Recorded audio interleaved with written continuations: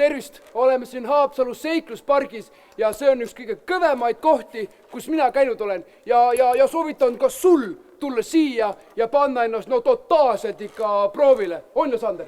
Ja, muidugi, tegelikult päris ilmus, aga ma peaks ka midagi oma artistist rääkima, et ta oli juba 3 aastasest muusikaline imelaps. Ta käis klaveritundides siis ja 4 aastat hakkas oma muusikat kirjutama. Kuulge, te ei ole nagu üldse nii kõrgel tegelikult. Ja see artist õppis 2018. aastal Monster Truckiga sõitma.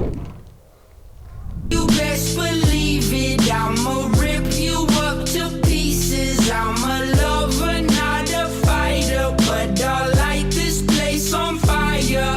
I want it, I'm on it, but baby, at least I'm honest. I get tired of explaining as these seasons keep on changing.